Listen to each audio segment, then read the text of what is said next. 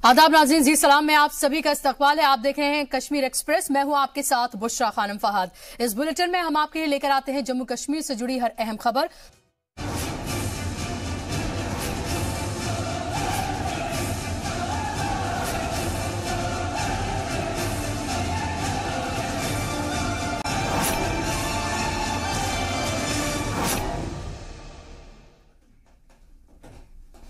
तो जम्मू कश्मीर में पीडीपी के साथ मिलकर सरकार में शामिल बीजेपी ने इत्तेहाद तोड़ने का ऐलान कर दिया है। सीज फायर सहित कई मुद्दों पर दोनों ही पार्टियों में काफी दिनों से टकराव चल रहा था और इत्तेहाद के टूटने की वजह से वजीर आला महबूबा मुफ्ती की सरकार अक़लियत में आ गई है।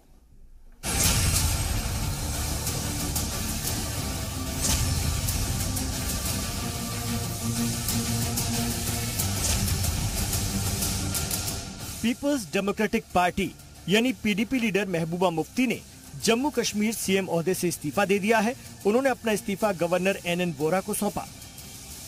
महबूबा मुफ्ती ने यह कदम बीजेपी की तरफ से इत्तेहाद सरकार से अपनी हिमायत वापस लेने के बाद उठाया।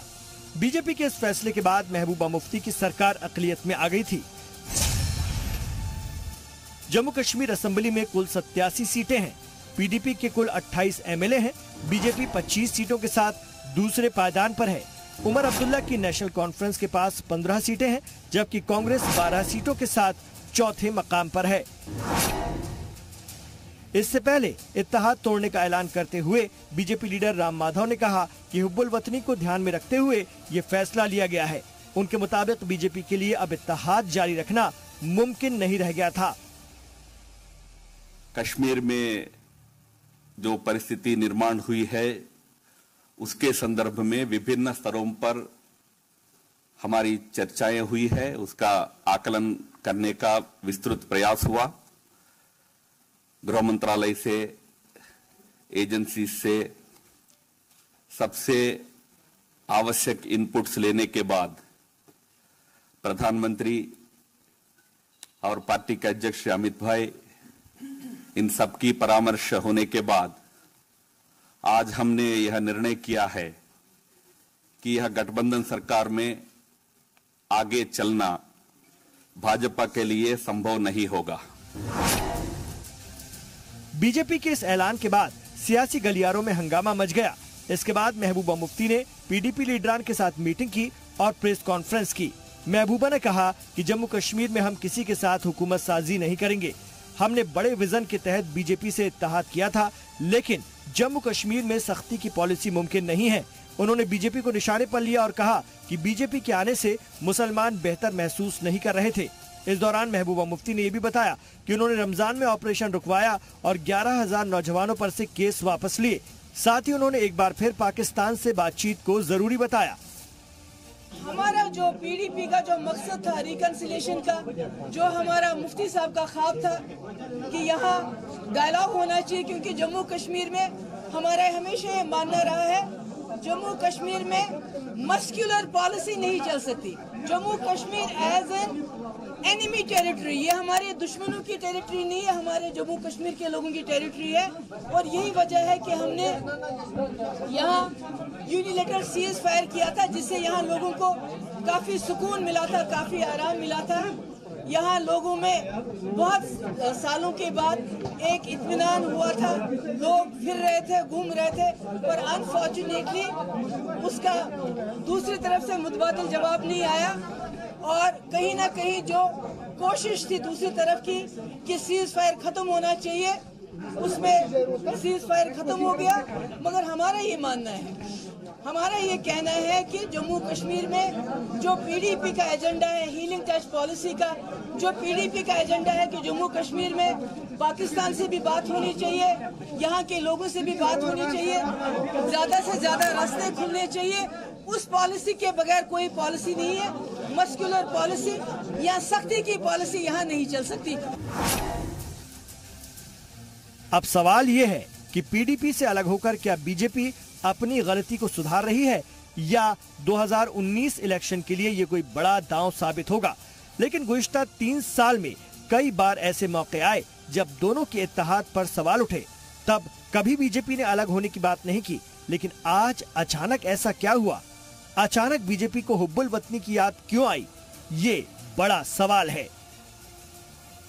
ब्यूरो रिपोर्ट, जी सलाम। तो बीजेपी के पीडीपी से अलग होते ही और सरकार से हिमायत वापस लेते ही जम्मू कश्मीर में अब सियासी बहरान का दौर शुरू हो गया है। बीजेपी ने इत्तेहाद तोड़ने की कई वजूहात बताई हैं, लेकिन अब सवाल ये पैदा होता है कि अब कश्मीर में आखिर क्या होगा। अब सबकी नजर इस बात पर टिकी हुई है कि सियासी पार्टियों के साथ जोड़ तोड़ करके अब जम्मू कश्मीर में सरकार बनाने की क्या फिर से किसी तरह की कोई कोशिश शुरू की जाएगी, या फिर सदर राज, गवर्नर राज जो है नाफिज होगा और दोबारा कुछ वक्त के बाद यहां पर भी इंतखाबात कराए जाएंगे। 11,000 नौजवानों की कश्मीर में अब सियासी सूरत हाल क्या होगी, सबसे बड़ा सवाल यही है।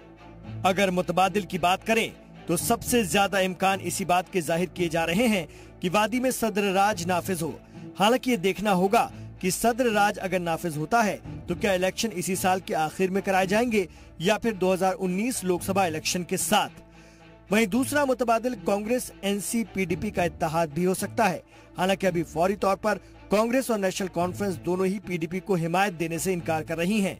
जब से बीजेपी ने जम्मू कश्मीर में पहली दफा सरकार में कदम रखा तो हमने उसी दिन बताया था जी कि जम्मू कश्मीर की बर्बादी शुरू हो गई। मैंने पार्लियामेंट में भी कहा था कि जहां जहां भी आपके कदम पड़ते हैं वहां आग लग जाती है, और वही जम्मू कश्मीर में भी हुआ।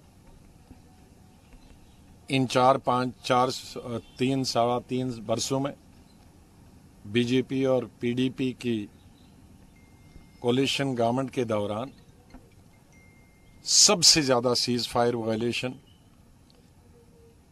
इंटरनेशनल बॉर्डर पे जम्मू प्रोविंस में हुए। सबसे ज्यादा सिक्योरिटी फोर्सेस मारे गए, आर्मी जवान मारे गए, पुलिस के पैरामिलिट्री फोर्सेस के लोग मारे गए, सबसे ज्यादा सिविलियंस मारे गए, सबसे ज्यादा सिविलियंस जख्मी हुए। तो सबसे ज्यादा जो आंकड़े आते हैं हर चीज में वो बीजेपी और पीडीपी के कोटे में जाते हैं। कि नेशनल कॉन्फ्रेंस को 2014 में गवर्नमेंट बनाने का मैंडेट हासिल नहीं हुआ। अगर कि 2014 में हमें गवर्नमेंट बनाने का मैंडेट नहीं मिला तो आज 2018 में भी गवर्नमेंट बनाने का मैंडेट हमारे पास नहीं है। हम किसी और सियासी तंजीम के साथ रियासत में हुकूमत बनाने की बातचीत नहीं कर रहे हैं। न हमें किसी ने अप्रोच किया है, न हम यहां से किसी को अप्रोच करने जा रहे हैं। हमने गवर्नर साहब से कहा है कि इन हालात में जबकि किसी भी एक पार्टी के पास हुकूमत बनाने का मैंडेट है नहीं, तो फिर गवर्नर साहब के पास और कोई चारा रहेगा नहीं। उनको फौरी तौर गवर्नर रूल लागू करना होगा और फिर कोशिश करनी होगी कि रियासत के जो बहुत ही ज़्यादा ख़राब हालात हैं उनको आहिस्ता आहिस्ता दुरुस्त करना होगा। मैंने अपने पार्टी के तरफ से गवर्नर साहब को ये अश्योरेंस दी है कि हम उनका पूरा इसमें समर्थन करेंगे, उनको सपोर्ट देंगे, उनकी हिमायत करेंगे। लेकिन हमने ये भी गुजारिश की कि ज़्यादा देर जो है गवर्नर रूल रहना नहीं चाहिए। आखिरकार लोगों को हक है वो अपनी हुकूमत चुने, और हम चाहेंगे कि जल्द से जल्द गवर्नर साहब और उनके साथी कोशिश करें कि रियासत में दोबारा साजगार हालात बने, नए सिरे से इलेक्शन हो। उन इलेक्शंस के बाद लोगों का जो फैसला होगा वो हम सबको कबूल होगा सिरांग। वहीं एक रास्ता ये भी है कि पीडीपी की सरकार को कांग्रेस और नेशनल कॉन्फ्रेंस की बाहर से हिमायत हो और किसी तरह का इत्तेहाद न करें। जम्मू और कश्मीर की 87 रुकनी असेंबली के लिए साल 2014 में 25 नवंबर और 20 दिसंबर के बीच 5 मरहलों में इलेक्शन करवाए गए थे, जिनमें नेशनल कॉन्फ्रेंस की शिकस्त हुई थी और कांग्रेस के साथ इत्तेहाद में सरकार चला रही पार्टी को सिर्फ 15 सीटों से मुतमईन होना पड़ा। दूसरी तरफ साल 2008 में सिर्फ 11 सीटों पर जीती बीजेपी ने इस बार 25 सीटें जीती और 52 दिन के गवर्नर रूल के बाद साबिक मरकजी वजीर दाखिला मुफ्ती मोहम्मद सईद की पीडीपी को हिमायत देकर सरकार बनवा दी। हालांकि 2016 में सईद के इंतकाल के बाद फिर सियासी बहरान पैदा हो गया और फिर वादी में गवर्नर राज नाफिज हुआ, जिसके बाद मुफ्ती मोहम्मद सईद की बेटी महबूबा मुफ्ती को हिमायत देकर बीजेपी ने फिर सरकार बनवाई, जो आज हिमायत वापसी के ऐलान के साथ ही गिर गई है। ब्यूरो रिपोर्ट, जी सलाम। तो अब जम्मू कश्मीर में क्या होगा? बीजेपी के इत्तेहाद तोड़ने के बाद अब जाहिर सी बात है कि एक सियासी बहरान जो है वो पैदा हो गया है जम्मू कश्मीर में। आगे की हिकमत अमली क्या होगी, क्या कुछ होगा, इसी पर तफसील से बात करने के लिए मेरे साथ 3 खास मेहमान स्टूडियो में जुड़ गए हैं। इनका तारुफ मैं आपसे कराना चाहूंगी। मेरे साथ मौजूद हैं सीनियर सहाफी अमलेंदु उपाध्याय जी, उसके साथ ही मेरे साथ मौजूद हैं सीनियर सहाफी अनुराग वर्मा जी और पॉलिटिकल एनालिस्ट SK दत्ता साहब भी मेरे साथ मौजूद हैं। आप तीनों मेहमानों का बहुत बहुत इस्तकबाल है। दत्ता साहब, मैं शुरुआत आपसे करना चाहूंगी। 3.25 साल दरअसल ये इत्तेहाद चला और उसके बाद अब बीजेपी को ये ख्याल आ रहा है कि इस इशू पर हम साथ नहीं थे, उस इशू पर हम साथ नहीं थे।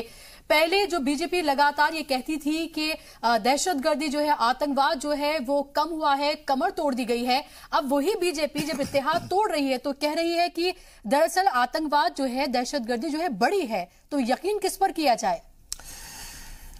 अंग्रेजी में एक कहावत है, बेटर लेट देन नेवर।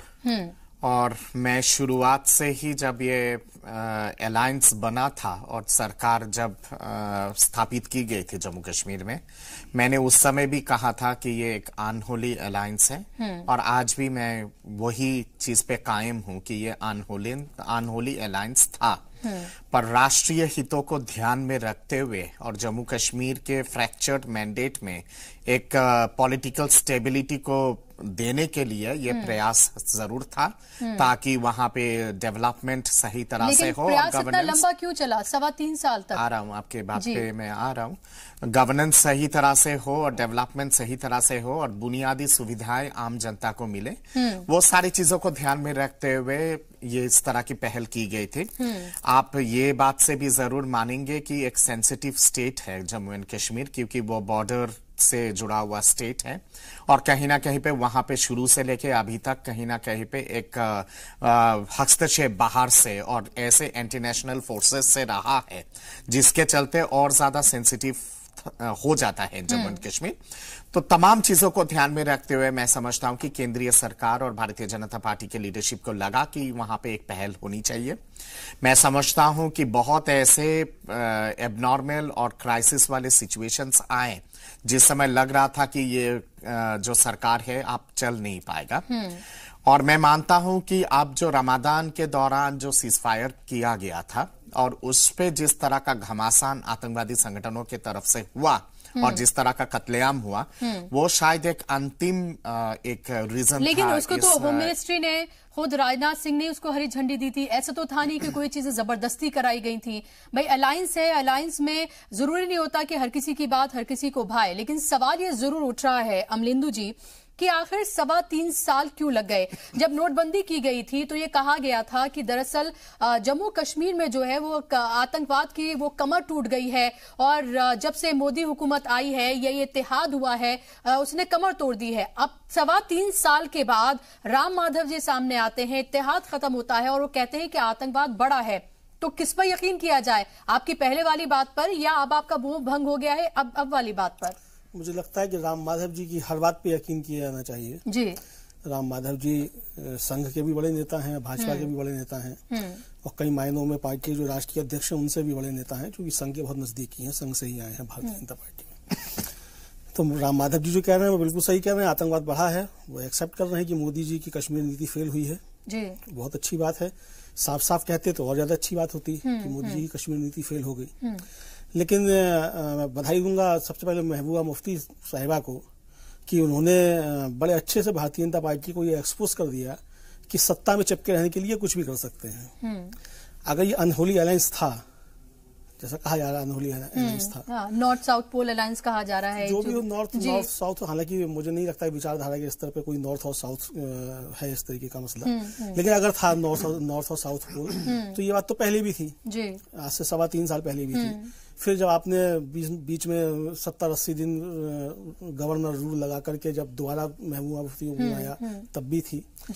फिर आप कहते हैं कि आतंकवाद बढ़ गया है, ठीक है, हमने मान लिया आतंकवाद बढ़ गया है, आप अपने 10 पॉइंट गिनाए, 11 पॉइंट गिनाए कि इनसे आपकी असहमतियां थी। भाई जो 9,000 या 7,000 मुकदमे जो वापस हुए पत्थरबाजों के ऊपर से, तो वो अकेले कश्मीर सरकार ने तो वापस ले नहीं लिए, और अगर ले भी लिए कश्मीर सरकार ने तो उसमें आपकी भी हिस्सेदारी थी। वहां से फाइल होम मिनिस्ट्री में आई सेंटर में, और यहाँ से फिर वो पास हुए। तो आज से 4 महीने पहले तक या 3 महीने पहले तक नहीं लगता था कि आतंकवाद बढ़ गया है, और 3 महीने में एकदम से आपको लगता है जैसे ईद खत्म हुई, रमजान खत्म हुआ, कि अब एकदम से आतंकवाद बढ़ गया है। तो असल में दिक्कत जो है वो कश्मीर पॉलिसी नहीं है, जो भारतीय जनता पार्टी है जिस तरीके की वो राजनीति हो रही है उसमें उनके सामने असल में बड़ी चुनौतियां हैं। 10 महीने रह गए हैं लोकसभा का चुनाव होने में। अब जब आप जाते लोकसभा चुनाव में तो लोग सवाल करते कि भाई कश्मीर में आपने जो है महबूबा मुफ्ती के साथ मिलकर के सरकार बनाई हुई है, लेकिन क्या आपको लग रहा है अमलेंदु जी की थोड़ी एक जल्दबाजी की गई है? क्योंकि लग रहा था कि अलायंस टूटेगा, पहले लग रहा था शायद पीडीपी की तरफ से तोड़ा जाएगा, लेकिन बीजेपी ने उसमें जल्दबाजी दिखाकर बीजेपी की तरफ से तोड़ा गया। पीडीपी को इसका अंदाजा भी नहीं था कि ऐसा कुछ वो कर सकते हैं जिस तरह से बताया जा रहा है। क्या आपको लग रहा है कि 2019 लोकसभा इंतखाबात से जस्ट पहले 2-4-5 महीने पहले ऐसा होना था, लेकिन अब इसको जल्दी कर दिया गया क्योंकि लोगों में नाराजगी जो है वो लगातार बढ़ती जा रही थी? नहीं, मुझे नहीं लगता है कि ऐसा कुछ जल्दी हो गया या बाद में होता, या अभी नहीं होता तो 4 महीने के बाद होता। हाँ, बस एक माइलेज जो है वो बीजेपी ने ले लिया कि महबूबा मुफ्ती रिजाइन करती, उससे पहले उसने समर्थन वापसी ले लिया। मतलब महबूबा मुफ्ती को शहीद होने का जो था उसने मौका नहीं दिया। तो एक तरीके से उसने वहां मतलब महबूबा मुफ्ती के लिए थोड़ी सी कठिनाई पैदा की, लेकिन इसके दुष्परिणाम जो बहुत होंगे, और मुझे लगता है कि अब नए सिरे से जो है वहां अलगाववाद मजबूत हो सकता है कश्मीर में। और बहुत संभल के असल में काम करने की आवश्यकता थी।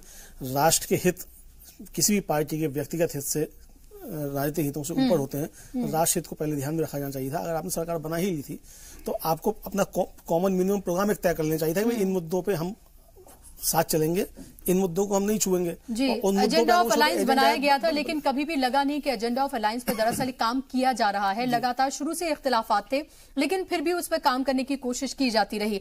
अनुराग जी, क्या आपको लग रहा है कि जो अलगाववादी हैं, जो अलहदगी पसंद लीडरान हैं, जो वहां पर टेररिज्म जिस तरह से बढ़ रहा है, संगबारी जिस तरह से बढ़ रही है, अब इन तमाम चीजों को और बढ़ावा दरअसल मिलेगा? जिन चीजों को कह के आप ये कह रहे हैं कि दरअसल इनकी वजह से हमने इत्तेहाद तोड़ा है, अलायंस तोड़ा है, अब आपको नहीं लग रहा कि अनस्टेबिलिटी वहां पर आ जाएगी, गवर्नर रूल वहां पर नाफिज हो जाएगा, और जो वो चाहते थे जो लोग, वो ही दरअसल अब होता हुआ नजर आ रहा है?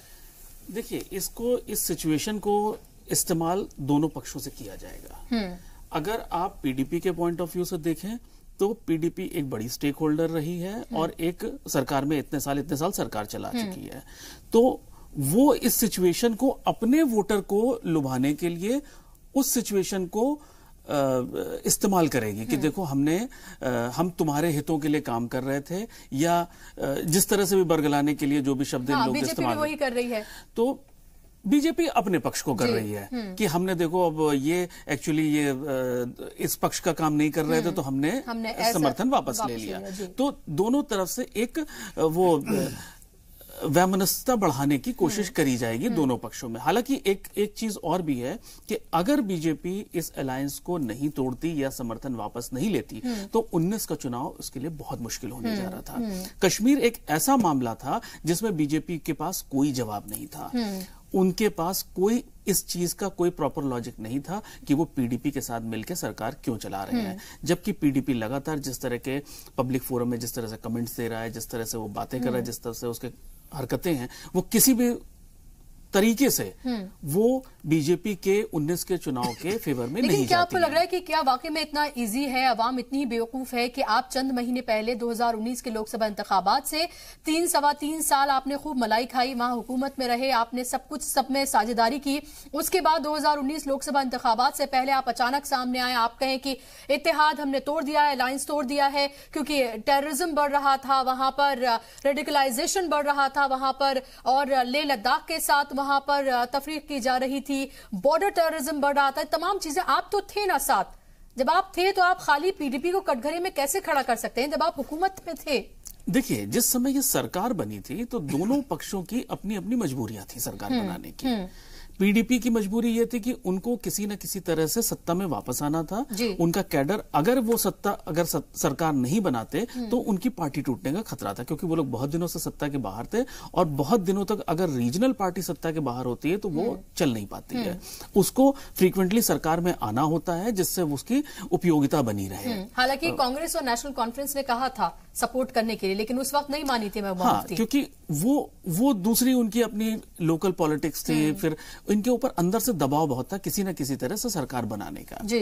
भाजपा के साथ भी यही चुनौती थी कि भाजपा के पास ये इकलौता मौका था कश्मीर में अपना कमल का झंडा लगाने का। पहला और आखिरी, या आखिरी तो मैं नहीं कह सकता हूं, बट हाँ पहला तो था। तो उनको किसी न किसी तरह से ये बताना था कि हम सरकार यहां बना के कुछ थोड़ा सा, अब इनका जो पक्ष है अगर ये सरकार में नहीं आते तो इनकी आवाज एकदम किनारे होती।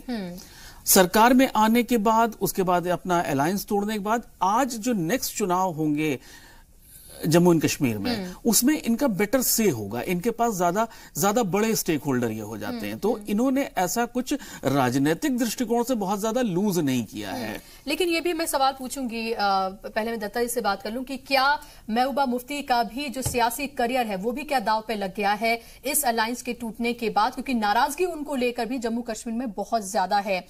दत्ता जी, मुझे बताइए कि 3.25 साल बीजेपी की अगर हम बात करें तो आप हुकूमत में रहे, आपने सियासी जो है वो मलाई खाई, तमाम चीजें आप उनके साथ रही हैं। अचानक 3.25 साल के बाद आपको वो अनहोली अलायंस लग रहा है, नॉर्थ साउथ अलायंस लग रहा है, आप कह रहे हैं टेररिज्म बढ़ा है, रेडिकलाइजेशन बढ़ा है, तमाम चीजों को आप कर रहे हैं जो दरअसल कुछ दिन पहले आप ये कह रहे थे कि हमने टेररिज्म की कमर तोड़ी है, रेडिकलाइजेशन कम हुआ है, वो तमाम चीजें अभी आप गिनवा रहे थे। अचानक ऐसा आखिर क्या हुआ है? यहाँ महत्वपूर्ण बात यहाँ पे ये है कि जब ये अलायंस बना था, ये अलायंस भी राष्ट्रीय हितों को ध्यान में रखते हुए बनाया गया था। आज अगर अलायंस या सियासी हित, आप उसको कुछ भी कह लें, मैं उसको राष्ट्रीय हित मानूंगा जी। आज अगर अलायंस टूटा है तो वो भी राष्ट्रीय हित को ध्यान में रखते हुए अलायंस। लेकिन मेरा सवाल आपसे ये है दत्ता जी, आप पहले भी ये कह रहे थे, मैं अभी भी आपसे ये पूछूंगी कि राष्ट्रीय हित सही, आप कह रहे थे राष्ट्रीय हित में अलायंस बना, आप कह रहे हैं राष्ट्रीय हित में अलायंस टूटा, लेकिन ये 3.25 साल जो रहे वहां उस वक्त में राष्ट्रीय हित कहां था? तब आपने स्टेक पे लगा दिया था राष्ट्रीय हित? बिल्कुल नहीं, स्टेक पे लगाने की कोई बात ही नहीं आती है। वहां पे हर तरह के प्रयास किया गया कि लोगों को मेन स्ट्रीम के साथ जोड़ा जाए। मौजूदा सरकार, नरेंद्र मोदी जी के सरकार 2 स्पेशल पैकेज दिया, एक 85,000 करोड़ का पैकेज और उसके बाद 25,000 करोड़ का पैकेज, जो आज के डेट में आजाद भारत में सबसे बड़ा पैकेज है आर्थिक डेवलपमेंट को लेके। डेवलपमेंट बहुत बड़े पैमाने पे हुआ है, इसको कोई इनकार नहीं कर सकता है। सड़क के उस पार अगर लेकिन राम माधव जी मैं कह रही हूँ आप इससे जुड़ी बात है, राम माधव जी तो ये कह रहे हैं कि उन्हें तो काम ही नहीं करने दिया गया। उनका तो ये कहना है कि जब उनके मिनिस्टर्स काम करने जाते थे तो उन्हें काम नहीं करने दिया जाता था। लेह लद्दाख में जो प्रोजेक्ट्स उन्हें शुरू करने थे वो नहीं करने दिए गए। आप कह रहे हैं कि इतने बड़े बड़े पैकेज दिए गए, राम माधव कह रहे हैं कि उन्हें काम ही नहीं करने दिया गया। पैकेज बाकायदा भारत सरकार की तरफ से बड़े बड़े पैकेज दिया गया है। वहां की जो मौजूदा सरकार है उसको जिस हिसाब से लागू करना चाहिए था, तमाम पैकेजेस को उस हिसाब से लागू नहीं किया गया। दूसरी बात यहाँ पे यह है कि सड़क के उस पार अगर रक्त बीज हो और आप कितना भी प्रयास क्यों ना करें शांति वार्ता और शांति का माहौल तैयार करने का, वहां से तो गंदगी हमेशा होता आया है। भारत के इतिहास में जवाब दिया जाता है ना उन्हें, उन्हीं की जबान में जवाब दिया जाता है ना। जिस चीज को लेकर बीजेपी दरअसल आई थी हुकूमत में, बड़ी बड़ी बातें की गई थी, लगातार वहां पर लोग मरते रहे, सिविलियंस कैजुअलिटीज जो है वो अब तक की सबसे ज्यादा है। तो उस तरह का अगर जवाब दिया जाता तो पाकिस्तान से जवाब हर दिन दिया जा रहा है। सर्जिकल स्ट्राइक हुआ है, ये मत भूलिएगा। तमाम हर दिन आतंकवादियों को मारा जा रहा है। दूसरी बात यहाँ पे ये आती है कि मैं विपक्ष को भी उतना ही जिम्मेदार मानता हूं जम्मू कश्मीर के वातावरण को खराब करने के लिए। फारूक अब्दुल्ला जी का या फिर उमर अब्दुल्ला जी का किस तरह का बयानबाजी रहा है जब से ये लोग सरकार से बाहर गए हैं। आप याद कीजिएगा, जब पिलेट गन की जब इस्तेमाल हो रही थी, यही संसद में दिल्ली में कांग्रेस और एनसी नेशनल कॉन्फ्रेंस ने हाहाकार मचा दिया। ये बड़ी अजीब सी बात है कि हर चीज के लिए जो हुकूमत है वो दरअसल जिम्मेदार नहीं है, अपोजिशन जिम्मेदार है, पीडीपी जिम्मेदार है, लेकिन बीजेपी जो कि इख्तिदार में उनके साथ थी, अब तक थी, आज तक थी, वो उसके किसी भी चीज के लिए दरअसल जिम्मेदार नहीं है। इसके बहुत सारे और पहलू हैं जिन पर मैं बात करूंगी, लेकिन फिलहाल वक्त हो गया एक बहुत छोटे से ब्रेक का। जल्द लौट रहे हैं।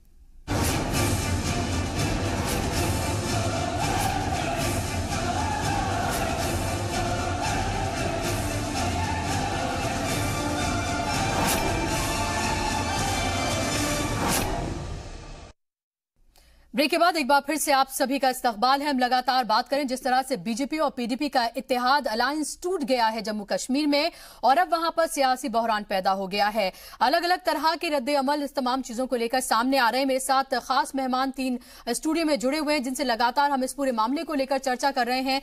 अमलेंदु जी, मुझे बताइए कि अब आपको जम्मू कश्मीर में किस तरह की तस्वीर बनती हुई नजर आ रही है, क्योंकि गवर्नर राज नाफिज होगा, इससे अब कोई इनकार नहीं कर सकता, क्योंकि कांग्रेस और नेशनल कॉन्फ्रेंस दोनों ने साफ कर दिया है कि वो पीडीपी के साथ नहीं जाएंगे, ना ही पीडीपी ने उनसे किसी भी तरह का राब्ता कायम किया है, कांटेक्ट किया है। फिलहाल आप क्या देख रहे हैं, क्या तस्वीर बनती हुई नजर आ रही है? पहले से ही बद से बदतर है वहां। मुझे लगता है कि शायद परिस्थितियां और बदतर होंगी, और हालांकि ये अच्छा फैसला है अभी का कांग्रेस का और नेशनल कॉन्फ्रेंस का कि वो पीडीपी के साथ जाके सरकार नहीं बनाएंगे जी। लेकिन अगर लंबे समय तक चलता है गवर्नर रूल, तो निश्चित तौर पे स्थितियां वहां और ज्यादा खराब होंगी। अब लेकिन भारतीय जनता पार्टी चाहेगी लंबे चले गवर्नर रूल, और कम से कम लोकसभा चुनाव चले। चाहेंगे कि लोकसभा चुनाव से पहले जो है फिर कोई इस तरह की परिस्थिति पैदा ना हो कि उनको फिर पीडीपी के साथ हाथ मिलाने की नौबत आ जाए विधानसभा चुनाव के बाद। तो चाहेंगे कि लोकसभा चुनाव तक जो है मामला खिंचे और लोकसभा चुनाव और विधानसभा चुनाव साथ साथ हों।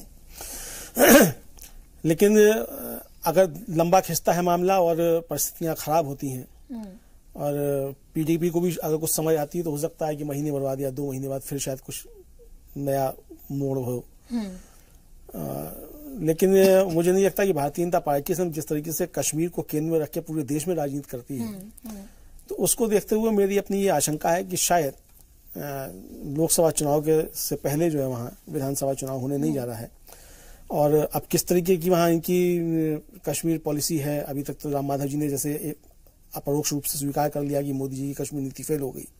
अब वहां क्या कश्मीर नीति होगी, गवर्नर रूल होगा तो किस तरीके का होगा। हाँ, ये गवर्नर अच्छे आदमी है वहां एनएन वोरा साहब, लेकिन सिर्फ अकेले गवर्नर के व्यक्तिगत तौर पर अच्छे उनसे काम नहीं चलता, क्योंकि गवर्नर रूल का मतलब ही हो जाएगा कि सीधे सीधे अब केंद्र की वहां केंद्र का हस्तक्षेप होगा। और केंद्र के हस्तक्षेप का ही मतलब है कि कश्मीर के अंदर परिस्थितियां और ज्यादा खराब होना। क्या आपको लग रहा है अब बीजेपी वो तमाम चीजें करने की कोशिश करेगी जिस तरह से उसने लोगों को कहा था कि वहां पर दफा 300 चीजें जिसके इर्द गिर्द दरअसल वो पूरे मुल्क की सियासत को घुमाती है। जम्मू कश्मीर हमेशा से इम्पोर्टेंट रहा है, लेकिन सियासी तौर पर इतनी शायद इंपॉर्टेंस या हम कहें भुनाने की इतनी ज्यादा उत्सुकता कभी और नहीं देखी गई। देखिए, जिस तरीके से पिछले 4 साल में केंद्र सरकार जो है अपने हर एजेंडे पे बुरी तरीके से फेल हुई है, तो उसकी मजबूरी भी है कि वो कश्मीर को केंद्र में रख करके अब राजनीति करे। क्योंकि कश्मीर जब केंद्र में होता है तो सांप्रदायिक ध्रुवीकरण पूरे देश में बड़ी आसानी से किया जा सकता है। तो भारतीय जनता पार्टी की कश्मीर नीति सिर्फ कश्मीर को लेकर के नहीं होती है। भारतीय जनता पार्टी जब भी कश्मीर की बात करती है पूरे देश को ध्यान में रख के बात करती है वो, कि उसको कश्मीर को दिखा करके कहाँ उसको देश भर में किस तरीके से फायदा होने जा रहा है। तो मुझे लगता है कि भारतीय जनता पार्टी जो अभी जिस तरीके से किया उन्होंने, ये उनका एक प्रयास एक तरीके से अपने को पहले तो सेफ निकालने का, कि जो उनसे सवाल पूछे जाते हैं 2019 के चुनाव में उन सवालों से बचने का एक समय मिल जाएगा, थोड़ा सा उन सवालों से बचने का, और फिर उन सवालों को जिन पे वो पहले राजनीति करती रही है उनको केंद्र में रख करके फिर वो अपना ध्रुवीकरण जिस तरीके से करते हैं वो करने का उनको मौका मिल जाएगा। और एक मेरी आशंका और है कि जो जैसे मैंने पहले भी कहा था कि अलगाववाद वहां बढ़ सकता है, आतंकवाद और बढ़ सकता है, और सबसे खराब बात जो होगी वो ये होगी कि जो लोकतांत्रिक प्रक्रिया है जो भारत विरोधी ताकतें हैं वहां, उनको वहां और शेयर मिल सकती है। क्योंकि हमने देखा था कि अभी जब इलेक्शंस हुए थे, असेंबली इलेक्शन हुए थे, तो बड़े पैमाने पर लोग बाहर निकल कर आए थे वोट करने के लिए, और ऐसा काफी दिनों के बाद देखने को मिला था। तो अब फिर से एक नाउम्मीदी जो है वो दरअसल उस जम्मू कश्मीर के अवाम के, खासतौर से कश्मीर के अवाम के हाथ लगी है, जो एक बार फिर से उसी दोराहे पर आकर खड़ी हो गई है जहां वो आगे निकलना चाहते हैं। वो जिस तरह से हम तमाम मुल्क का हर बाशिंदा आगे बढ़ रहा है, उस तरह से उस दौड़ में आने चाहते हैं, लेकिन फिर से उस जम्मू कश्मीर को पीछे धकेल दिया गया है और अवाम के साथ एक तरह से लग रहा है कि फिर से धोखा किया गया है। निश्चित तौर पे अवाम के साथ तो धोखा है ही है, और अवाम के साथ धोखा तो तब भी था जब वो गठबंधन की सरकार बनी थी। हाँ। क्योंकि अवाम ने इस गठबंधन के लिए वोट नहीं दिया था। बेहतर होता कि नए सिरे से चुनाव करा लिए जाते, लेकिन नए सिरे से चुनाव कराने पे कुछ दलों को वहां नुकसान हो सकता है, तो इसलिए नए सिरे से चुनाव नहीं कराए गए। हम लोगों को याद है कि बिहार में भी इस तरह की जब स्थिति बनी थी, नए सिरे से वहां चुनाव हुए थे 3 महीने के बाद ही, फिर नीतीश कुमार वहां पावर में आए थे। तो इस तरह की परिस्थितियां बनती हैं, और जो नहीं होता है कुछ, तो फिर नए सिरे से चुनाव एक अच्छा रास्ता होता है, लेकिन वो किया गया। तो अब वहां क्या परिस्थितियां अब आगे बनेंगी, अब ये बहुत नजर रखने की चीज होगी। देखना ये होगा कि और जो दूसरे जो सियासी पार्टीज हैं वो किस तरह से दबाव बनाती हैं इलेक्शन करवाने के लिए, वो किस तरह से इन तमाम चीजों को देख रहे हैं, ये भी देखना बेहद अहम होगा। और इसी बीच सुन लेते हैं, हाल ही में डिप्टी सीएम बने कविंद्र गुप्ता, जो कुछ ही दिन तक ही बन पाए क्योंकि आज उन्होंने रेजिग्नेशन दे दिया, कि उन्होंने इस पूरे मामले पर क्या कुछ कहा है। कविंद्र गुप्ता जी हमारे साथ मौजूद है। सर, विड्रॉ कर लिया है सरकार से, क्यों अभी इतनी अचानक से ये हालात बने? क्योंकि कुछ ही दिन पहले आप कह रहे थे कि सब कुछ ठीक है। ईद के एक दिन पहले जिस प्रकार से शुजात बुखारी की हत्या की गई और औरंगजेब को मारा गया, तो उसमें जरूरी था कि सुरक्षा को देखते हुए इस प्रकार। क्या ऐसे हालात में जब रोजाना वहाँ हमले हो रहे हैं, खून खराबा हो रहा है, आतंकवादी तो ये चाहते हैं कि सरकार ना रहे, वो लगातार इस बात का ऐसा नहीं है। केंद्र सरकार सुरक्षा बलों का ये काम है, वो अपने काम देखेंगे। तो बिल्कुल सुरक्षा बलों का ये काम है, वो काम अपना करेंगे, ये कविंद्र गुप्ता का कहना है। लेकिन आज राष्ट्रपति शासन लगाने की भी मांग की है बीजेपी ने, और जम्मू कश्मीर में जो सरकार चल रही थी उससे वो अब अलग हो गए हैं। गठबंधन तोड़ने का ऐलान बीजेपी की तरफ से कर दिया गया है। कैमरामैन जितेंद्र के साथ जी मीडिया के लिए दिल्ली से मैं शुभ रसा। और बीजेपी की हिमायत वापस लेने के बाद बीजेपी के फायर ब्रांड नेता जो है रविंद्र रैना, उनका क्या कुछ रद्द-ए-अमल रहा, वो भी सुन लीजिए। जम्मू कश्मीर में जो इत्तेहाद था वो खत्म हो गया, सरकार गिर गई महबूबा की, और हमारे साथ रविंद्र रैना जी मौजूद है, बीजेपी के प्रदेश अध्यक्ष है। रैना जी, ये बताइए कि एकदम से फैसला ले लिया गया, डर था क्या? क्योंकि खबर ये भी आ रही थी कि शायद पीडीपी समर्थन वापस ले लेंगे। देखिए, जम्मू कश्मीर के अंदर लॉ एंड ऑर्डर सिचुएशन ठीक करना हमारा काम था, और पिछले कुछ महीनों से लगातार कानून व्यवस्था जम्मू कश्मीर के अंदर चरमरा रही थी। बेगुनाह लोगों के ऊपर टारगेट हो रहे थे, स्कूल जाते समय बच्चों की गाड़ियों पर पथराव हो रहा था, कॉलेज और स्कूलों के अंदर जाने वाली बच्चियों पर, लड़कियों पर हमले हो रहे थे। ईद के रमजान के महीने में, ईद से पहले जो लोग शाम को नमाज अदा करने जाते थे मस्जिदों के अंदर, उनको सेंस ऑफ सिक्योरिटी नहीं थी, और लगातार जब सिचुएशन बिगड़ रही थी तो ये हमको मजबूरी के अंदर से ये जो समर्थन वापस लेना पड़ा, और ताकि जम्मू कश्मीर के हालात ठीक किए जाए, जम्मू कश्मीर को चुस्त दुरुस्त किया जाए, लॉ एंड ऑर्डर सिचुएशन ठीक की जाए, ताकि जम्मू कश्मीर के लोग भी देश के बाकी स्टेट के लोगों की तरह सुख चैन की सांस ले सकें। 3 साल में बीजेपी और पीडीपी आपसी यकीन दहानी या आपसी यकीन कायम करने में नाकाम रही। हमारा यकीन बहुत अच्छा था, लेकिन सवाल ये पैदा हो गया कि रमजान के महीने में आपने देखा होगा कि हमने कहा कि गोलीबारी नहीं चलना चाहिए, हमने कहा बॉर्डर शांत रहना चाहिए, लेकिन ये चीजें हुई नहीं। हमने देखा ये जो चीजें ज्यादा खराब हो रही हैं, इस कारण मजबूरी के अंदर आकर ये निर्णय लेना। एक सवाल ये रहना जी कि आतंकवादी तो चाहते हैं कि भाई सरकार रहे ना, लोकतंत्र वहां ना रहे, ये तमाम चीजें, हालांकि राष्ट्रपति शासन लगाने की आपने डिमांड की है वहां पर। तो मेरा सवाल ये है कि वो तो एक तरीके से अपने मंसूबों में कामयाब हो रहे हैं कि सरकार स्थिर नहीं, लेकिन जब सरकार थी तब भी तो आतंकवादी ये घटनाक्रम कर रहे थे ना। अब उन आतंकवादियों को कैसे निपटेंगे तो वो देखेंगे। बस आखिरी सवाल, अब 370 जैसे जो मामले हैं, फिलहाल कश्मीर के हालात ठीक करने हैं, फिलहाल वहां लॉ एंड ऑर्डर सिचुएशन ठीक करनी है, वहां के लोगों को लगे कि हम भी इंसान है और इंसानों की तरह हमको भी जीने का अधिकार है, जो भारत के संविधान ने प्रत्येक व्यक्ति को right to liberty and right to live with a dignified life, वो जो कॉन्स्टिट्यूशनल हमको अधिकार दिए हैं, वो पूरा उन कश्मीर के लोगों को भी मिले, ऐसी हमारी कोशिश।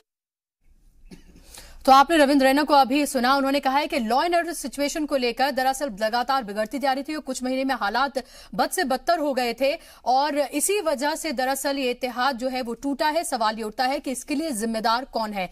अनुराग जी, जिम्मेदार कौन है इसके लिए? सरकार में तो बीजेपी भी थी, सेंटर में भी बीजेपी की हुकूमत है, फौज किसके कहने पर काम करती है, कौन इसको कंट्रोल करता है? सवाल ये उठता है कि आखिर आप क्या पीडीपी पर तमाम इल्जामात लगाकर क्या इस तरह से बचकर निकल सकते हैं?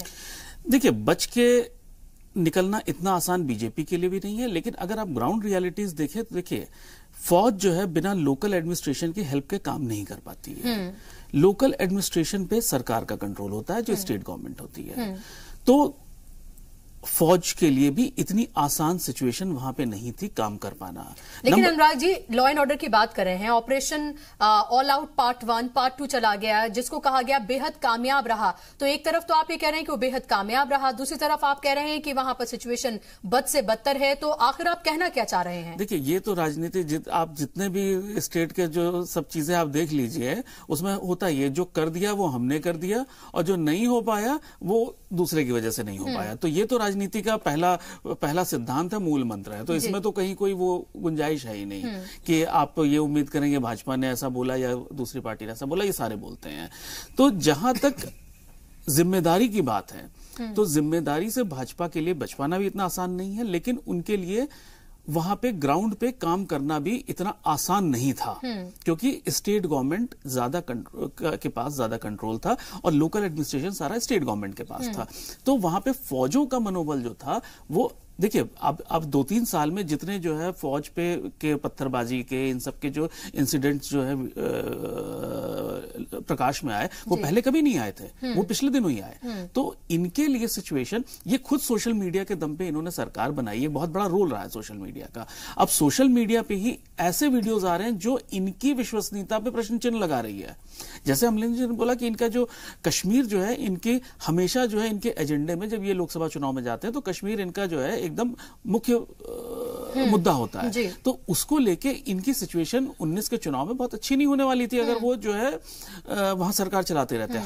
हर प्लेटफॉर्म पे, हर फोरम पे इनको इस बात का जवाब देना पड़ता कि आप अगर राष्ट्रीयता की बात कर रहे हो तो आपने पीडीपी के साथ सरकार क्यों बनाई हुई है। इनको अभी भी जवाब देना मुश्किल था और 19 के चुनाव से पहले इनको चुनाव लगातार अलग तस्वीरें आती रही जहां पर एक तरफ तिरंगा भी लगा है और वहां का जो अपना झंडा है वो भी लगाया गया, उसको लेकर क्वेश्चन किए गए और लगातार ये भी क्वेश्चन किए गए बीजेपी को लेकर, जो आप बड़ी बड़ी बातें करते हैं राष्ट्रवाद की लेकर या देशभक्ति की, आप फिर किस तरह से पीडीपी के साथ हैं?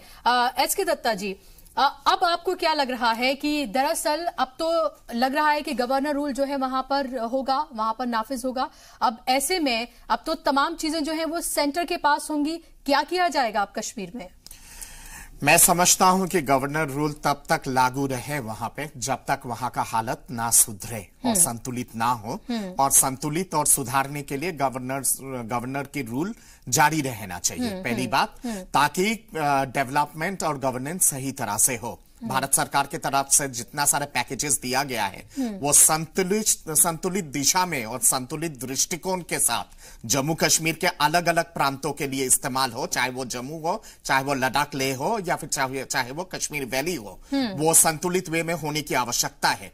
दूसरी बात यहां पे ये आती है कि ऑपरेशन ऑल आउट जरूर रहा है पार्ट 1 पार्ट 2, मैं थोड़ा और आगे जाता हूं और मैं कहता हूं कि अब ऑपरेशन फ्लश आउट होना चाहिए। तमाम जितने सारे आतंकवादी है या फिर आतंकवादी को जो लोग समर्थन देते हैं उनको आप सरेआम कटघरे में खड़ा करना चाहिए। आतंकवादी और दहशतगर्द जितने हैं उनको बुलेट का जवाब बुलेट के हिसाब से ही देने की आवश्यकता है। इसके साथ साथ मेरा अपेक्षा यह भी रहेगा भारत सरकार से कि पाक ऑक्युपाइड कश्मीर, गिलगित बल्टिस्तान, जहां से सारी चीजें गतिविधि को इंप्लीमेंट किया जाता है, वहां पे सही तरह से कदम उठाया जाए और तमाम फोर्सेस को क्लियर वे में एकदम फ्री हैंड दिया जाए और उसके साथ साथ पाकिस्तान को सबक सिखाया जाए। 2019 में यह जनता तय करेगी कि कांग्रेस की जो रणनीति रही है कश्मीर को लेकर, क्या वो सही रहा है या फिर मोदी जी की जो रणनीति रहा है वो जनता तय करेगी कि, और उसमें मुहरा लगाएगी कश्मीर को लेकर कि वो सटीक रहा है या फिर सटीक नहीं रहा है। दत्ता जी, समझ में आ रहा है कि जो पूरी कवायद की गई दरअसल वो 2019 लोकसभा इलेक्शन को लेकर ही है।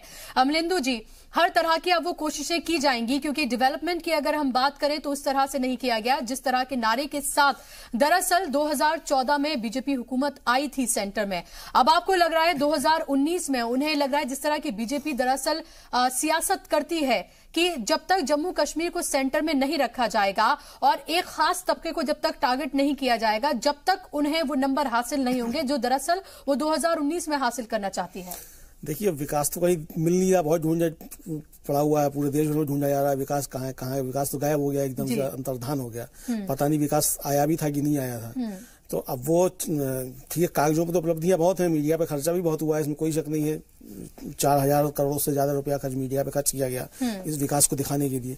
लेकिन अगर यही विकास वास्तव में हुआ होता तो आज परिस्थितियां कुछ दूसरी होती। अब खुद राम माधव जी जब कह रहे हैं तो हमें उनकी बात को स्वीकार करना चाहिए, बड़े विनम्रता के साथ स्वीकार करना चाहिए कि मोदी जी की कश्मीर नीति फेल हो गई, भारतीय जनता पार्टी वहां विकास नहीं कर पाई, सरकार में शामिल थे, कानून व्यवस्था बिगड़ी, भारतीय जनता पार्टी वहां शामिल थी, उप मुख्यमंत्री उनका था, परिस्थितियां बिगड़ी, आप बराबर के जिम्मेदार हैं। आप वहां छोटे और बड़े पार्टनर की स्थिति कोई नहीं थी, अकेले महबूबा मुफ्ती को दोष देना ठीक नहीं है। और दूसरी बात कि जब वहां अफसफा लागू है, फौज वहां है, तो फौज तो सीधे सीधे केंद्र के अंडर में है। तो अगर स्थानीय प्रशासन से मदद नहीं मिली तो स्थानीय प्रशासन पे भी तो आप भी तो बराबर के हिस्सेदार थे, तो अकेले महबूबा मुफ्ती को आप जिम्मेदार कैसे ठहरा सकते हैं? स्टेट में दोनों में आपकी हुकूमत जी, दोनों में आपकी हुकूमत थी। तो आप केवल आज आप कहने की महबूबा मुफ्ती जिम्मेदार हैं तो इससे काम नहीं चलेगा। लेकिन बड़ी मजे की बात यह है कि दोनों फायदे में हैं। इस गठबंधन को तोड़ने के बाद भी बीजेपी भी फायदे में है और पीडीपी भी फायदे में है।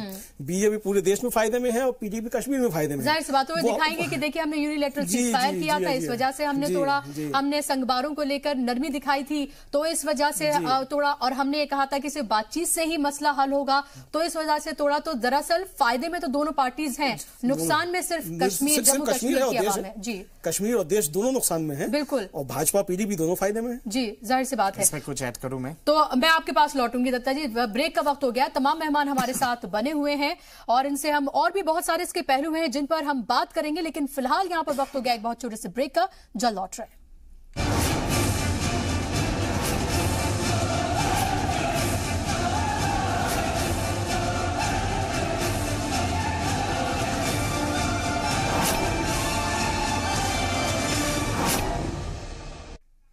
ब्रेक के बाद एक बार फिर से आप सभी का इस्तकबाल है और लगातार हम बात कर रहे हैं अलग अलग पहलुओं पर कि अब जब बीजेपी और पीडीपी का इत्तेहाद टूट गया है तो आगे कश्मीर में किस तरह की सिचुएशन बनती हुई नजर आ रही है। क्या ये अवाम के साथ धोखा नहीं है कि जिसने इस हुकूमत को चुनकर भेजा था अब वो इत्तेहाद टूट गया है और वो फिर से उसी दोराहे पर आकर खड़ी हो गई है। सिचुएशन बद से बदतर थी और अब लग रहा है कि सिचुएशन और ज्यादा खराब हो जाएगी, कम से कम जम्मू कश्मीर की अवाम के लिए। अमलिंदु जी, क्या आपको ये लग रहा है कि दरअसल अगर हम बात करें महबूबा मुफ्ती की तो उनका सियासी करियर भी दांव पर लग गया है इत्तेहाद टूटने के बाद? क्योंकि अगर अब इलेक्शन होते हैं तो महबूबा मुफ्ती की वापसी मुश्किल हो सकती है, क्योंकि नाराजगी अगर इस इत्तेहाद को लेकर थी तो नाराजगी इसको लेकर भी थी कि इत्तेहाद किया तो पीडीपी ने है। हाँ, नहीं, आपकी बात सही है, मुफ्ती मतलब महबूबा जी के सामने चुनौतियां हैं, इसमें कोई शक नहीं है। लेकिन आज जिस तरीके से प्रेस कॉन्फ्रेंस हुई महबूबा मुफ्ती की और जिस तरीके से उन्होंने दांव फेंका कि हाँ मस्कुलर नहीं चलेगी और जबरदस्ती नहीं चल सकती, तो सिंपैथी हमने इस तरीके किया। असल में जो वहाँ का अलगाववादी तबका है उसकी पहले भी सिंपैथी महबूबा के साथ थी और इधर भारतीय जनता पार्टी ने समझौता कर लिया। देखिए, अब महबूबा ने कभी शहीद अफजल कहना नहीं छोड़ा, भारतीय जनता पार्टी नतमस्तक होती रही। तो इस तरीके से देखा जाए तो महबूबा ने, इसमें कोई शक नहीं कि महबूबा ने जो अपनी पॉलिसी उस पर समझौता नहीं किया, हम अपनी पॉलिसी में कायम है। भारतीय जनता पार्टी ही वहां अपने निजी स्वार्थों में समझौता करती रही, जो भी करना था भारतीय जनता पार्टी को। तो मुफ्ती महबूबा के सामने वहां दिक्कतें हैं, लेकिन एकदम उनका दांव पे है ऐसा नहीं कहा सकता। और जैसा मैंने पहले भी कहा कि अब अलगाववाद वहां बढ़ सकता है, तो अगर अलगाववाद बढ़ता है तो मुझे लगता है कि उस स्थिति में शायद महबूबा के लिए वहां स्थितियां और अनुकूल होती जाएंगी और भारतीय जनता पार्टी भी यही चाहेगी कि महबूबा जो है वहां मतलब घाटी में वो मजबूत हो और भाजपा लेह और जम्मू में मजबूत हो। तो स्ट्रेटजी ठीक है, मुझे लगता है भारतीय जनता पार्टी कोई दोनों के लिए सिचुएशन ठीक है, दोनों के लिए सिचुएशन ठीक है। एस के दत्ता जी, अगर हम बात करते हैं अभी फिलहाल जम्मू कश्मीर के हालात जिस तरह से लगातार बने हुए हैं, ये कहा जा रहा है कि डेवलपमेंट दरअसल वहां पर नहीं हो पाया है, वहां पर दहशतगर्दी खत्म नहीं हो पाई है, तमाम तरह के इल्जामात दरअसल पीडीपी पर ही लगाए जा रहे हैं बीजेपी की तरफ से। लेकिन अब समझने वाली बात यह है कि आखिर अब आगे किस तरह की स्ट्रेटेजी बनाई जाएगी, आवाम को किस तरह से अपने यकीन में लाया जाएगा, क्योंकि सिचुएशन वहां पर फिलहाल बहुत खराब है। जैसा मैंने शुरुआत में कहा कि डेवलपमेंट सही दिशा में हो, पूरे संतुलित वे में हो, पूरे कश्मीर को लेके, जम्मू कश्मीर को लेके और अलग अलग प्रांतों को लेके वो गवर्नेंस रूल में सही दिशा में लागू होने की आवश्यकता है। दूसरी बात यह है कि पाकिस्तान को लेके बहुत क्लियर वे में आप स्ट्रेटेजी तैयार होना चाहिए कि एनफ इज एनफ, अब और नहीं। लेकिन ये 3.25 साल में क्यों नहीं किया गया? अब जो भी तमाम बातें आप कह रहे हैं, आ रहा हूं आपके बातों पे ही आ रहा हूं, थोड़ा सा मुझे बोलने का मौका दीजिएगा। पूरा मौका है आपके पास, बोले। महत्वपूर्ण बात यहां पे ये आती है कि राष्ट्रीयता को ध्यान में रखते हुए भारतीय जनता पार्टी और मोदी सरकार ने बहुत उदारता दिखाई है कश्मीर को लेके, जम्मू कश्मीर को लेके, और इसीलिए यह गठबंधन तैयार हुआ था। पर उस उदारता का कहीं ना कहीं पे नाजायज फायदा उठाने की कोशिश की गई है और खास करके एक पर्टिकुलर सेक्शन को एड्रेस करने की कोशिश की गई है जो अलगाववादी है। दूसरी बात यहां पर यह है कि ऑपोजिशन ने भी आग में तेल डालने का काम किया है जम्मू एंड कश्मीर को लेके, वो भी उतना ही दुर्भाग्यपूर्ण है।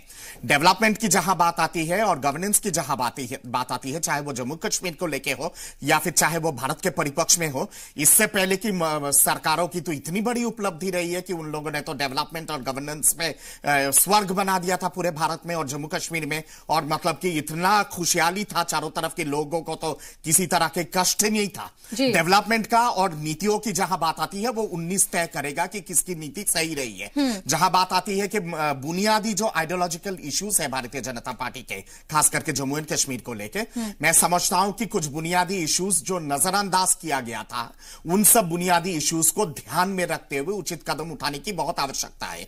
मसलन अगर मैं एक एग्जांपल अगर दूं 35A को लेके, जिसपे सिर्फ एक माननीय राष्ट्रपति जी के एक अध्यादेश की आवश्यकता होती है 35A को लेके, मैं मानता हूं कि भारत सरकार को इस पे गंभीरतापूर्ण सोचने की आवश्यकता है और इस पे तुरंत अमल करने की जरूरत है और 35A जम्मू कश्मीर के परिपक्ष में कहीं ना कहीं पे लागू होने की जरूरत है। और उससे कहीं ना कहीं पे जो मेन स्ट्रीम से जो वहां के जो जनता या फिर वहां के जो समाज एक तरह से अलग थलग हो गई है इन सब सेसेशनिस्ट फोर्सेस के लिए, वो कहीं ना कहीं पे मेन स्ट्रीम में आने के लिए एक बहुत बड़ा पहल होता है। ठीक है अनुराग जी, जिस तरह से महबूबा मुफ्ती ने कहा, उससे पहले भी अगर हम बात करें तो लगातार हमने देखा था कि दिनेश शर्मा जो है उनको वहां पर भेजा गया था कि वो आपसी बातचीत से दरअसल इस मसले को हल करेंगे। क्या आपको लग रहा है कि इस तरह के स्ट्रिक्ट एक्शन लेकर ही जम्मू कश्मीर का मसला हल हो सकता है या बातचीत वाहिद हल है? क्योंकि जितना आप दबाएंगे उतना ही वहां से एक तरह से उस तरह की आवाजें उठनी शुरू होंगी, क्योंकि हम इसको कभी भी डिनाई नहीं कर सकते हैं। जो मिलिटेंट्स है उनको लेकर एक हमदर्दी है, एक सर्टन तबके में अलगाववादियों को लेकर एक सर्टन तरह की हमदर्दी है वहां पर लोगों को लेकर, और जितना उनके ऊपर एक्शन किया जाएगा उतना ही उस तरह के जो रिपरकशन है वो सामने निकल कर आएंगे। तो बातचीत ही एक ऐसा वाहिद हल है जिसके जरिए कश्मीर का हल निकाला जा सकता है। देखिए, एक जो आप बातचीत के, निश्चित रूप से बातचीत एक बहुत बड़ा हल है और सबसे इफेक्टिव और सबसे कारगर रास्ता है। लेकिन बातचीत किसके साथ? बात तो यहां ये आती है ना, बातचीत इंटरनली होनी है कि बातचीत में थर्ड पार्टी इन्वॉल्व होनी है या बातचीत में किसे इन्वॉल्व होना है? ये सबसे बड़ा सवाल है। आज तक तो हम इतने सालों में यही नहीं डिसाइड कर पाए हैं सारे राजनीतिक दल मिलके कि बातचीत में पार्टीज कौन कौन है, सरकार, लोकल लोग या एक्सटर्नल पार्टीज। पहले तो यहां पे हमको जो है एक सहमति बनाने की जरूरत है। और मेरे हिसाब से मुझे तो नहीं लगता जिस तरह से बात हो रही है कि हम किसी दूसरे देश को इसमें जो है पार्टी बनाएंगे बातचीत में। ये तो कोई, अगर कोई राजनीतिक दल इसका समर्थन करती है तो वो मुझे नहीं लगता कि उसको। लेकिन ये जरूर कहा गया था कि तमाम जो स्टेक होल्डर्स हैं उनसे बातचीत की जाएगी, तभी इस मसले का हल निकाला जा सकता है। अब उस स्टेक होल्डर में आप क्या उसको शामिल, पाकिस्तान को शामिल करते हैं, नहीं करते, वो एक दीगर बात है। लेकिन स्टेक होल्डर जितने भी जम्मू कश्मीर में मौजूद हैं उनसे बातचीत करने की जरूरत है। तभी दिनेश शर्मा को वहां पर भेजा गया था, लेकिन उसका कोई नतीजा सामने निकलकर नहीं आया। इससे पहले भी इस तरह की कोशिशें की गई थी।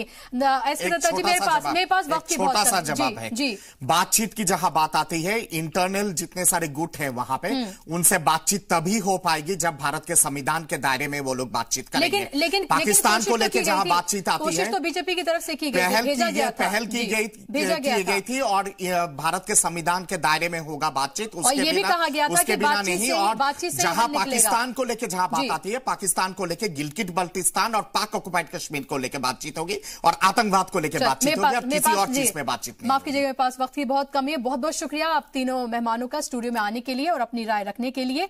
और फिलहाल हम ये सुन लेते हैं कि पीडीपी के जो लीडर हैं सरताज मदनी, उनका इस पूरे मामले को लेकर क्या कुछ कहना है, वो सुन लेते हैं। सरकार आती है जाती है, इसमें नया क्या है?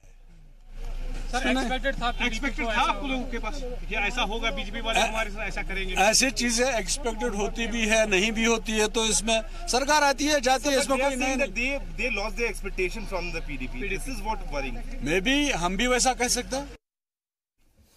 और इस पर बात करने के लिए हमारे साथ हमारे ब्यूरो चीफ सैयद तजम्मुल इस्लाम भी फोन लाइन पर जुड़ गए हैं। तजम्मुल, इस इत्तेहाद के टूटने के बाद अब काफी घंटे बीत चुके हैं, किस तरह की हलचल फिलहाल वहां पर देखने को मिल रही है? क्या लग रहा है अब जम्मू कश्मीर में किस तरह की तस्वीर उभरेगी और बनेगी?